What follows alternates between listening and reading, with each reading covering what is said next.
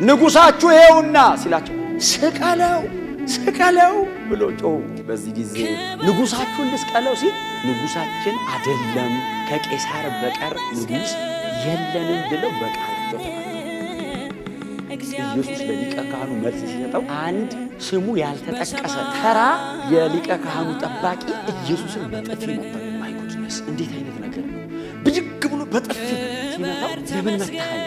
በንግግሬ ስህተት አለ አለው። ለሊቀ ካህን እንዲመለሳል እንዲህ አለው። እሱ እኮ ነው ሊቀ ካህኑ፣ ኢየሱስ እኮ ነው ሊቀ ካህኑ።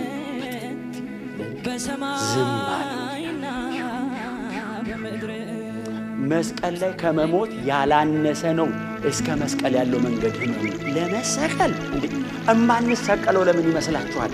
በየመንገዱ የጎተጎተ የሚያስቆመን ይመስላል። ነካ ሲያደርገን ሰይፍን መዛለን። እንዴት እንሰቀል? ሰው ለምንድን ነው መስቀል ላይ የሚያወጣው? ይጎትታል። እስቲ አውጣው ይላል። 72,000 መልአክ ማምጣት ይችላል።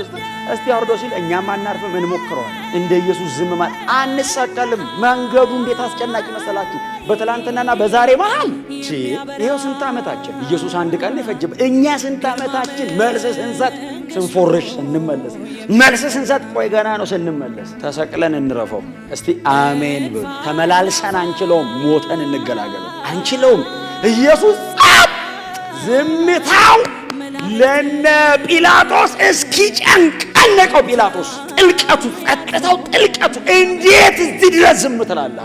አንጠልጥለው ወደ ሄሮድስ ነው ላኩት። ኦልሞስት ከ125 ኪሎ ሜትር በላይ ነው ያመላለሱት። ባይዘው ትላንትና የበላ ነው ምግብ ሌሊቱን ሙሉ ደም እስኪያንጠባጠብ እየተጨነቀ ያደረ በጠዋት መገረፍ የጀመረ ያንን ሁሉ ኪሎ ሜትር በእግር እየሄደ ነው። አስባችሁታል ኢየሱስ ምን ያህል እንደሚደክም? አስባችሁታል ምን አይነት የመከራ መንገድ እየሄደ እንደሆነ? በዛ ላይ የሚገባበት ቦታ በሙሉ ዱላ ይጠብቋል። ይገረፍ ነበር፣ ይሰደብ ነበር፣ ምራቅም ይተፋበት አለ።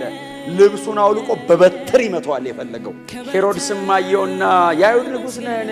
ዝም አለው። አንተ አልክ ብሎ ልብሱን አውልቆ አለበሰውና ግረፉት አላቸው። ተሳለቀ፣ ገረፉት። የጲላጦስ ግዛት ነው መልሱት አለ። ሲጫወቱበት ወደዚህ ወደዛ አሰቃይተው ሊገሉት እኮ ወደ ጲላጦስ ተመልሶ ሲመጣ ጲላጦስ ወንበሩ ላይ ተቀመጠ፣ እንዲገረፍ አዘዘ። በጲላጦስ ወንበር ፊት መሬት ላይ አስረው ልብሱን አውልቀው በዛ ድመት ጅራፍ በሚባለው 40 ገረፉት። ሹልሹል ብረት አለ ላዩ ላይ የነሐስ ሁኮች አሉ።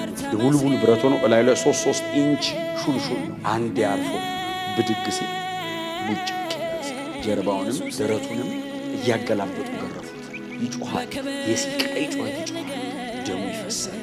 ከልቡና ከብሬኑ ላይ ደሙ ፈሶ እያለቀ ነው። ኮላፕስ ሊያደርግ ነው። ሲስኮሲስ ኮላፕስ ይመስለኛል የሚሉት። እያለቀ ነው፣ ደሙ እያለቀ ነው። ከሰውነቱ ይወጣ ያ ከሰውነቱ የሚወጣው ደም እላዩ ላይ ይረጋል። ቀጥሎ በጣም ስለሚመቱት ይወድቃል። አልበላም። ያን ሁሉ ኪሎ ሜትር በእግር ሄዷል። ወድቆ ብድግ ሲል አቧራውን ይዞት ይነሳል። በደሙ ጭቃ ይመስላል። ልጥፍጥፍ ፊቱ አይታይም። ጭንቅላቱን ስለመቱት በደም ተነክሯል። እግዚአብሔር የዘላለም ሕይወት ያስቀመጠው እሱ ውስጥ ነው። ለማመን አይደለም ለማየት ይዘገንናል እኮ። ማየት አትችልም። አይንን ገልጠ እንዴት እንደሚከብድ እሱ ውስጥ የዘላለም ሕይወት አለ። እሱን ስጋ ገለጥ አርጎ ገብቶ ነው ሰው የዘላለም ሕይወት የሚያወጣው። የመጨረሻ የእግዚአብሔር ጥበብ ይሄ ነው።